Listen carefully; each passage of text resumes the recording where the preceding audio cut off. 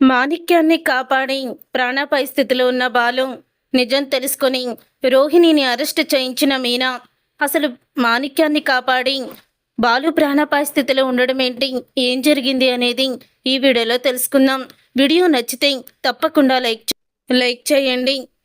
Sugunamma రోహిణికి phone చేసి ఇలా అంటూ ఉంటుంది, నాకు జ్వరం వచ్చిందమ్మా, పైకి లేవలేకపోతున్నాను. చింటూకి అసలే ఎగ్జామ్స్ కూడా, స్కూల్కి తనని నువ్వే తీసుకువెళ్ళాలి, తొందరగా రామ్మా అంటూ సుగుణమ్మ అయితే ఫోన్ చేస్తుంది. అప్పుడు ఏంటమ్మా నువ్వు మరి ఇప్పటికిప్పుడు ఇలా చెప్తే ఎలాగా, ముందే నువ్వు చెప్పాలి కదా అని అంటూ ఉంటుంది రోహిణి. అసలే మా మావయ్య గారు ఆ స్కూల్ దగ్గరే ఉంటారు, నన్ను చూస్తే అని అంటూ ఉంటే, చూడమ్మా రోహిణి, మీ మావయ్య వచ్చేది ప్రతి బుధవారం, ఈరోజు బుధవారం కాదు, ఆయన ఆల్రెడీ నిన్న వచ్చేసి వెళ్ళిపోయారు కదా, మళ్ళీ వారం దాకా రారు అని చెప్తూ ఉంటే, అప్పుడే ఇక రోహిణి, అవును కదా, ఈ సంగతే నేను మర్చిపోయాను, సరే వస్తాను అని రోహిణి అయితే అంటుంది. తర్వాత రోహిణి అసలు మావయ్య గారు స్కూల్కి వెళ్తున్నారో లేదో కన్ఫర్మ్ చేసుకోవాలి అనుకొని కిందకి వెళ్తుంది. అప్పుడే సత్యం ఇక టిఫిన్ అయితే చేస్తూ ఉంటాడు. సత్యం టిఫిన్ చేస్తూ ఉండగా అడుగుతూ ఉంటుంది రోహిణి, మావయ్య గారు ఈరోజు మీరు స్కూల్ దగ్గరికి వెళ్తున్నారా అని అడుగుతూ ఉంటే, లేదమ్మా, నిన్న వెళ్ళొచ్చేసాను కదా, మళ్ళీ వారమే వెళ్ళాలి, ఇంక ఇప్పుడు స్కూల్ దగ్గరికి వెళ్ళాల్సిన పని లేదు, మళ్ళీ వారానికి వస్తానని చెప్పాను, రంగాతో పాటు సుందరి పెళ్లి పనులు చూసుకోవాలి కదా, అందుకే నాకు వెళ్ళడానికి కుదరదు ఇంకా అని చెప్తూ ఉంటాడు సత్యం. సడన్గా మీ మావయ్య గారు స్కూల్ దగ్గరికి వెళ్తున్నారా లేదా అని ఆ విషయం అడుగుతున్నావేంటి అని అడుగుతూ ఉంటుంది ప్రభావతి. ఏం లేదత్తయ్య, మామూలుగా టిఫిన్ చేస్తున్నారు కదా, అడిగానంతే, తొందరగా తింటున్నారు కదా, ఏదైనా అర్జెంటు పనుందా అని అడుగుతున్నాను అని చెప్తూ ఉంటుంది. అప్పుడే ఇక రోహిణి ఇక సత్యం అలా చెప్పడంతో, అమ్మయ్య, మావయ్య గారు స్కూల్ దగ్గరికి రావడం లేదు, ఇక నాకు ఏ గొడవ లేదు అని అనుకుంటూ ఉంటుంది. అప్పుడే ఇక రోహిణి అలా అనుకున్న రోహిణి ఇక సుగుణమ్మ ఇంటికి అయితే వెళ్తుంది. చింటూని తీసుకొని స్కూల్కి బయలుదేరుతుంది ఆటోలో. అలా స్కూల్కి బయలుదేరిన తర్వాత ఆటోలో చింటూతో కలిసి వెళ్తున్న రోహిణిని మాణిక్యం అయితే చూస్తాడు. రోహిణి పాప పక్కన ఉన్న ఆ బాబు ఎవరు, రోహిణి ఆ బాబుని తీసుకువెళ్తుందేంటి అని అనుకుంటూ ఇక వెనకాలే వెళ్తాడు మాణిక్యం. ఇక స్కూల్ దగ్గర ఆటో ఆగుతుంది. ఆ తర్వాత ఆటో అతనికి డబ్బులు ఇచ్చేసి పంపించేస్తుంది రోహిణి. చింటూ బాగా చదువుకోవాలి, ఎగ్జామ్స్కి బాగా ప్రిపేర్ అయ్యావు కదా అని అడుగుతూ ఉంటే, అవునమ్మా, బాగా ప్రిపేర్ అయ్యాను, ఈరోజు నువ్వు నన్ను స్కూల్లో డ్రాప్ చేశావు, ఇప్పుడు ఈ సంతోషంతో నేను ఎగ్జామ్ బాగా రాస్తానమ్మా అని అంటూ ఉంటాడు చింటూ. అమ్మానా, అమ్మేంటి అని అంటూ ఒక్కసారే షాక్ అయిపోతూ ఉంటాడు మాణిక్యం. అప్పుడు ఇక మాణిక్యం షాక్ అయిపోతూ అలా ఉండిపోతాడు. ఇక రోహిణి కంగ్రాచ్యులేషన్స్ నాన్న, ఆల్ ది బెస్ట్ అని చెప్పి ఇక లోపలికైతే పంపించేస్తుంది చింటూని. అలా లోపలికి చింటూని పంపించేసిన తర్వాత మాణిక్యం ఎదురుపడతాడు రోహిణికి. మాణిక్యాన్ని చూసిన రోహిణి షాక్ అయిపోతూ, ఏంటి మాణిక్యం, నువ్వేంటి ఇక్కడున్నావు అని అడుగుతూ ఉంటే, అప్పుడే ఇక మాణిక్యం, నా సంగతి తర్వాత రోహిణి పాప, ఆ బాబు ఎవరు అని అడుగుతూ ఉంటాడు. అంటే చింటూని చూసేశాడనమాట మాణిక్యం. ఇప్పుడేం చెప్పాలి, ఆ బాబు నిన్ను అమ్మ అని పిలుస్తున్నాడంటేనే నాకు అర్థమైపోయింది, వాడు నీ కొడుకని. నీకు కొత్తగా పెళ్ళైంది కదా, మరి ఇంత పెద్ద వయసు పిల్లవాడు నీకెలాగా ఉన్నాడు, అంటే నువ్వు మనోజ్ని రెండో పెళ్లి చేసుకున్నావా అని అడుగుతూ ఉంటాడు మాణిక్యం. అప్పుడే రోహిణి అది అని తడబడుతూ ఉంటుంది. అంటే మరి నువ్వు రెండో పెళ్లి చేసుకున్నట్టు, నీకు ఆల్రెడీ పెళ్ళయ్యి ఒక కొడుకున్నట్టు మనోజ్కి తెలుసా అని మాణిక్యం అనగానే, ఏంటి మాణిక్యం, అయినా నా గురించి నీకెందుకు, అయినా నా విషయాల్లో నువ్వు జోక్యం చేసుకోకు, ఇది నా పర్సనల్ అని అంటూ ఉంటుంది రోహిణి. అప్పుడే, చూడు రోహిణి పాప, నువ్వు చాలా మోసం చేస్తున్నావు, నువ్వు కోటీశ్వరాలువి అని మీ అత్తగారు నిన్ను వేధిస్తుందని చెప్పి కోటీశ్వరాలని అబద్ధం చెప్పానని నాతో చెప్పావు, కానీ నువ్వు అంతకన్నా ఎక్కువగా ఒక పెద్ద రహస్యాన్ని వాళ్ళ దగ్గర దాచిపెట్టి వాళ్ళని ఇంకా మోసం చేస్తున్నావు. నీ భర్తకి నువ్వంటే ఎంతో ఇష్టం, అలాంటి నీ భర్తని కూడా నువ్వు మోసం చేస్తున్నావు. నీకు ఆల్రెడీ పెళ్ళయ్యి ఒక కొడుకున్నాడని వాళ్ళకి చెప్పి నువ్వు ఆ ఇంటి కోడలుగా వెళ్లాల్సింది, నువ్వు చెప్పకుండా చాలా పెద్ద తప్పు చేశావు అని మాణిక్యం అంటూ ఉంటాడు. చూడు మాణిక్యం, నీకు అదంతా కూడా అనవసరం, నా లైఫ్ నేనేదో నేను చూసుకుంటాను అని చెప్తూ ఉంటుంది. అది నీ లైఫే, కానీ ఒక పరిచయస్తుడిగా నీ బాగు కోరేవాడిగా చెప్తున్నాను రోహిణి. నువ్వు ఆడిన మోసాలకి, నువ్వు చెప్పిన అబద్ధాలకి నీకు జీవితంలో క్షమించరాని తప్పు చేసావని వాళ్ళందరూ కూడా నిన్ను బయటికి గెంటేస్తారు. నీకు అసలు విలువ ఇవ్వరు, ఇవి గుర్తుపెట్టుకో అని మాణిక్యం అనేసరికి అప్పుడు ఇక అంటూ ఉంటుంది రోహిణి. సరే మాణిక్యం, నేను వాళ్ళకి నిజం చెప్పేస్తాను, చెప్పేసి క్షమాపణ అడుగుతాను అని రోహిణి అంటుంది. ఒక పెద్దవాడిగా, ఒక అన్నయ్యగా నాకు సలహా ఇచ్చావు, చాలా థ్యాంక్స్ అని రోహిణి అయితే చెప్తుంది. ఇప్పుడు ఇలా మాట్లాడిపోతే ఈ మాణిక్యం నన్ను వదిలిపెట్టేలా లేదు, అందుకని ఇలా చెప్పాల్సి వచ్చిందని మనసులో అనుకుంటూ ఉంటుంది రోహిణి. ఇప్పుడు కరెక్ట్ అయిన నిర్ణయం తీసుకున్నావు రోహిణి పాప. అవును, నీకు నేను ఇన్విటేషన్, అదే పెళ్లి కార్డు ఇచ్చాను, విద్య చెప్పిందా అని అంటూ ఉంటే ఏం చెప్పలేదే నాకు అని అంటూ ఉంటుంది రోహిణి. అవునా, చెప్పలేదా? ఇదిగో ఇది మా మేనల్లుడిది పెళ్లి కార్డు, వాడిది ఎల్లుండే పెళ్ళి, నువ్వు తప్పకుండా రావాలి అని చెప్తాడు. అప్పుడు ఇక రోహిణి, లేదు మాణిక్యం, మరోలాగా అనుకోవద్దు, నేను రాలేను, అక్కడ మళ్ళీ తెలిసిన వాళ్ళు ఎవరైనా ఉంటే మళ్ళీ రిస్క్ అవుతుంది అని చెప్తూ ఉంటుంది. కనీసం వాళ్ళకి పూర్తిగా నిజం చెప్పే వరకైనా ఈ విషయాన్ని దాచిపెడదాము అని చెప్పడంతో సరే రోహిణి పాప, నీకు ఇబ్బంది అయితే వద్దులే అని చెప్తూ ఉంటాడు. తర్వాత ఇక శుభలేఖని ఓపెన్ చేసి చూసేసరికి ఇక సుందరి పేరు, కామాక్షి పేరు, రంగా పేరు కూడా ఉంటుంది. ఒక్కసారే షాక్ అయిపోతూ ఉంటుంది రోహిణి. ఈ అమ్మాయి అని అంటూ ఉంటే అమ్మాయి పేరు సుందరి, ప్రేమించింది మా మేనల్లుణ్ణి, వీళ్ళిద్దరికీ కూడా పెళ్లి చేస్తున్నాము అని అనగానే కొంప ముంచావు మాణిక్యం. ఇప్పటి వరకు నేను సుందరి ఎవరినో ప్రేమించి పెళ్లి చేసుకుందని అనుకుంటున్నాను, కానీ మీ మేనల్లుణ్ణి అనుకోలేదు. ఇప్పుడు ఇదిగో ఈ రంగారావు ఉన్నారే, ఈ కామాక్షి, వీళ్ళిద్దరూ కూడా మా మావయ్య గారికి, మా కుటుంబానికి ఎంతో దగ్గర. అయినా మా మావయ్య గారికి ప్రాణ స్నేహితుడు. కామాక్షి అంటే మా అత్తయ్య గారికి చాలా క్లోజు. ఇప్పుడు నువ్వు అక్కడ పెళ్లిలో మేమందరం వస్తే నిన్ను వాళ్ళు చూసేస్తే నిజాలు బయటపడిపోతాయి అని అంటూ ఉంటుంది. ఒక పని చెయ్యి, నువ్వు ఈ పెళ్లిని కొన్ని రోజులు పోస్ట్ పోన్ చెయ్యి అని అంటూ ఉంటుంది రోహిణి. ఆ మాట విని ఒక్కసారే షాక్ అయిపోతూ ఉంటాడు మాణిక్యం. ఏం మాట్లాడుతున్నావు రోహిణి అని అడుగుతూ ఉంటే, అవును మాణిక్యం, ఈ పెళ్లి కొన్ని రోజులు పోస్ట్ పోన్ చెయ్యి, చేస్తే అప్పుడు నేను నిజం చెప్పేస్తాను కాబట్టి ఇక ఏ రిస్క్ ఉండదు, నువ్వు పెళ్లిలో తిరిగినా కూడా గొడవ ఉండదు. ఇప్పుడు ఈ పెళ్లికి మా వాళ్ళు రాకుండా ఉండరు, ఖచ్చితంగా వస్తారు. ఎందుకంటే అక్కడ మీనానే డెకరేషన్ చేసేది, నేనే పెళ్లి కూతురుకి మేకప్ చేసేది అని చెప్తూ ఉంటుంది రోహిణి. ఎలాగైనా వాళ్ళు నిన్ను చూస్తారు, ఎప్పుడెప్పుడు నేను దొరుకుతానా అని బాలు, మీనా కూడా ఎదురు చూస్తున్నారు. ఇది వాళ్ళకి మంచి సమయం అవుతుంది కాబట్టి ఈ పెళ్లి క్యాన్సిల్ చేసేసాయి అని అనగానే, చాలే అమ్మా నోర్ముయ్, ఏం మాట్లాడుతున్నావు నువ్వు?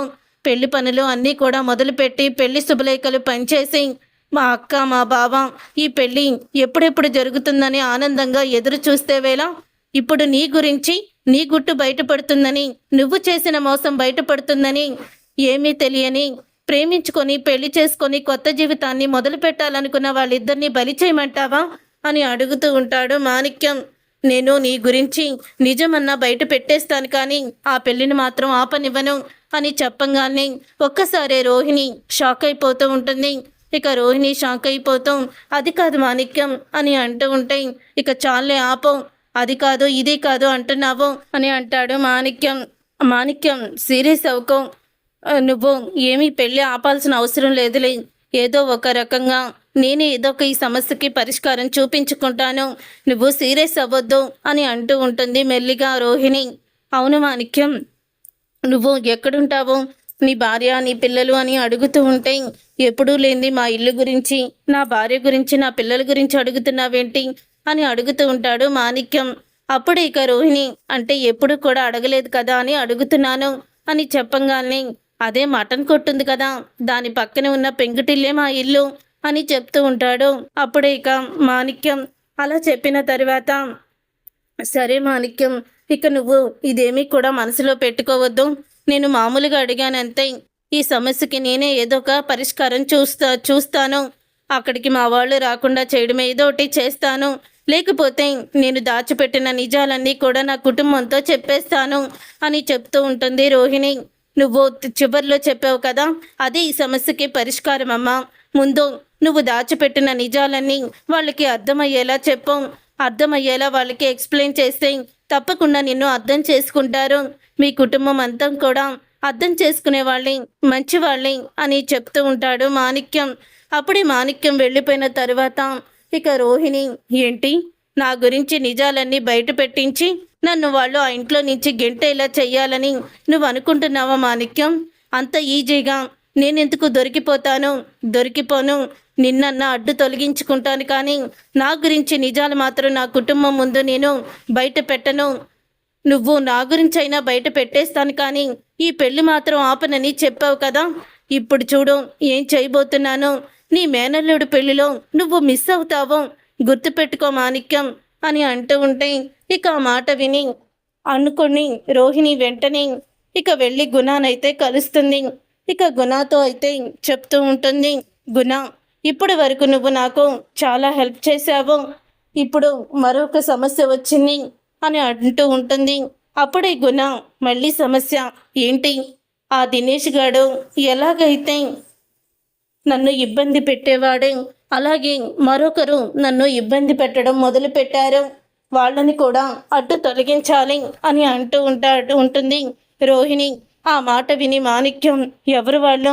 మళ్ళీ నిన్ను ఇబ్బంది పెట్టేది ఎవరు అని అడుగుతూ ఉంటే, నన్ను ఇబ్బంది పెట్టేది ఎవరో కాదు, ఇదిగో ఇతని పేరు మాణిక్యం, బస్తీలో ఉంటాడు, మటన్ కొడుతూ ఉంటాడు అని చెప్తూ ఉంటే, ఇతను నిన్ను ఎలా ఇబ్బంది పెడుతున్నాడో ఏమైందని గుణ అడిగితే, ఆ విషయాలన్నీ కూడా నేను ఇప్పుడు నీకు చెప్పలేను, ఇతన్ని అడ్డు తొలగించు, ఇదిగో నీకు నేను 1,00,000 రూపాయలు ఇస్తున్నాను అని 1,00,000 రూపాయలు అయితే ఇస్తుంది.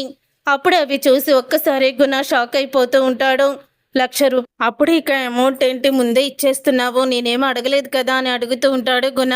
నాకు ఈ పని చాలా అర్జెంటుగా చెయ్యాలి, ఈరోజే చెయ్యాలి, ఈరోజు రాత్రికి మొత్తం కూడా ఫినిష్ అయిపోవాలి అని అంటూ ఉంటుంది రోహిణి. అప్పుడు ఇక గుణ, సరే నేను చూసుకుంటాను అని చెప్తూ ఉంటాడు. ఇక గుణ అయితే అర్ధరాత్రి తన మనుషులతో మాణిక్యం ఇంటికైతే వెళ్తాడు. అప్పుడే ఇక మాణిక్యం మటన్ కొట్టు ఇక మూసేసి తను ఇంట్లోకి వెళ్ళేటప్పుడు ఇద్దరు రౌడీలు మాణిక్యం దగ్గరికి వెళ్ళి, సార్ మీరు మటన్ కొట్టు మాణిక్యమేనా అని అడుగుతూ ఉంటే, అవును బాబు, నేను మటన్ కొట్టు మాణిక్యాన్ని, ఏం కావాలి మీకు అని అడుగుతూ ఉంటే, ఏం లేదు సార్, మాకు రేపు ఒక ఫంక్షన్ ఉంది, మా ఫంక్షన్కి మటన్ కావాలి, చుట్టుపక్కల వాళ్ళని అడిగితే మీరే బాగా మటన్ కొడతారని చెప్పారు, ఎంత సార్ అని అడుగుతూ ఉంటే, అది మీరు ఎన్ని కేజీలు కావాలి, మీకు డిస్కౌంట్ కూడా ఇస్తాను అని చెప్తూ ఉంటాడు మాణిక్యం. సరే సార్, మా సార్ అక్కడ కారులో ఉన్నారు, అక్కడికి వస్తే మాట్లాడుకుందాము అని చెప్పడంతో మాణిక్యం పాపం వాళ్ళ మాటలు విని నిజమేనే అనుకొని అక్కడికైతే వెళ్తాడు. అలా వెళ్ళిన తర్వాత అప్పుడే ఇక గుణ ఇక వెంటనే కారు దిగి కత్తితో ఇక మాణిక్యాన్ని పొడవబోతూ ఉంటాడు. అప్పుడు ఇక మాణిక్యం ఒక్కసారి వాళ్ళ నుంచి తప్పించుకుంటాడు. అలా తప్పించుకొని చాలా దూరం పరిగెడతాడు. అలా పరిగెట్టిన తర్వాత ఒక చోట దాక్కుని ఉంటాడు. అలా దాక్కుని ఉన్న మాణిక్యం ఇక రౌడీల్ని చూస్తూ ఉంటాడు. అప్పుడే గుణ, ఎక్కడికి తప్పించుకున్నాడ్రా వీడు, ఇప్పుడే కదా ఇటు వచ్చాడు, ఇంతలోనే మాయమైపోయాడేంటి అని అటు ఇటు చూస్తూ ఉంటాడు. ఆ రోహిణి ఏమో వీడిని ఈరోజే ఫినిష్ చేసేమని చెప్పింది, వీడేమో నాకు దొరకడం లేదు, వీడిని అస్సలు కూడా వదిలిపెట్టకూడదు, ఈరోజు ఎలాగైనా వీడిని చంపేసి రోహిణి ఇచ్చిన డబ్బులకి న్యాయం చేయాలి అని గుణ అయితే అంటాడు.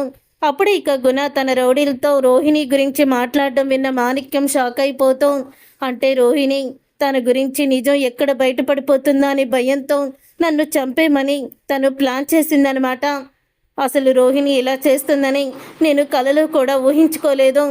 రోహిణి ఇంత దుర్మార్గురాలా, ఇంత దుర్మార్గంగా నటించిందా? అసలు ఈ రోహిణిని నేను వదిలిపెట్టకూడదు. వెంటనే ఈ విషయాన్ని నేను బాలుకి చెప్పాలి. నా దగ్గర బాలు ఫోన్ నెంబర్ కూడా లేదే. ఇప్పుడు ఏం చెయ్యాలి? భగవంతుడా, నన్ను ఎలాగైనా సరే కాపాడు, బాలుకి నిజం చెప్పేలా చెయ్యి అని అనుకుంటూ ఉంటాడు మాణిక్యం. అలా అనుకుంటున్న మాణిక్యం ఇక వెంటనే అక్కడి నుంచి పరిగెత్తుతూ ఉండడం ఇక రౌడీలు అయితే చూస్తారు.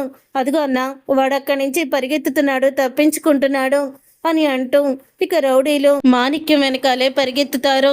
అప్పుడు ఇక మాణిక్యం వెనకాల అలా పరిగెత్తుతూ ఉండగా ఇక అటువైపుగా బాలు కారు అయితే వస్తూ ఉంటుంది. అది చూసి గుణ అయితే షాక్ అయిపోతాం. ఈ బాలుగాడు ఏంటి ఇటు వస్తున్నాడు, ఇప్పుడు నన్ను చూశాడంటే నన్ను ఏదోలా ఇరికించేస్తాడు, నేను ఇప్పుడు పక్కకి తప్పుకోవాలి. రే, ఆ కారులో ఉన్నవాడు నాకు బాగా పరిచయం, వాడు నన్ను చూస్తే వదిలిపెట్టడం, అందుకే ఈ పని మీరు చేసేయండి, ఒకవేళ ఆడు కానీ అడ్డొస్తే ఆడిని కూడా పొడి చేయండి అని గుణ అయితే పక్కకి వెళ్ళిపోతాడు. అలా గుణ వెళ్ళిపోయిన తర్వాత ఇక రౌడీలు మాణిక్యాన్ని తరమడం చూసిన బాలు వెంటనే ఇక రౌడీల దగ్గరికి వచ్చి వాళ్ళని చితకబోతాడు. అప్పుడే పారిపోతున్న మాణిక్యం వెనక్కి తిరగంగానే బాలు రౌడీలతో ఫైట్ చేయడం చూసి వెంటనే బాలు అంటూ గట్టిగా అరుస్తాడు మాణిక్యం. అప్పుడు ఇక బాలు మాణిక్యాన్ని చూసి షాక్ అయిపోతాం. ఇదేంటి మేకమామ అని అనుకుంటూ ఉంటాడు. ఇక రౌడీలైతే రౌడీలు కొడుతూ ఉంటారు. అలా కొడుతూ ఉన్నప్పుడే రౌడీలు వాళ్ళు బాలుకి మధ్య గొడవ అయితే జరుగుతూ ఉంటుంది. ఇక ఆ గొడవలో మళ్ళీ మాణిక్యం దగ్గరికి రౌడీ అయితే కత్తితో వెళ్ళబోతుండగా బాలు అడ్డుపడతాడు. ఇక బాలుకైతే ఆ కత్తి గుచ్చుకుంటుంది. దాంతో ఒక్కసారి బాలు కుప్పకూలిపోతాడు. అయినా సరే ఆ రౌడీలని ఆ గాయంతోనే చితకబాతాడు బాలు. ఇక బాలు దెబ్బలు తట్టుకోలేని రౌడీలు అక్కడి నుంచి పారిపోతారు. అలా పారిపోయిన తర్వాత అప్పుడే మాణిక్యం బాలు నన్ను కాపాడి నువ్వు ప్రాణాపాయ స్థితిలోకి వెళ్ళావా, ప్రమాదంలో పడ్డావా అని మాణిక్యం ఏడుస్తూ ఉంటాడు. నువ్వేంటి మేకమామ, వాళ్ళెందుకు నిన్ను తరుముతున్నారు అని అడుగుతూ ఉంటే నన్ను క్షమించు బాలు, వాళ్ళు నా కోసం వచ్చారు, రోహిణి నన్ను చంపేయమని పంపించింది, నేను రోహిణి మేనమావని కాదు, తను అసలు కోటీశ్వరాలే కాదు అని అంటూ ఉంటాడు మాణిక్యం.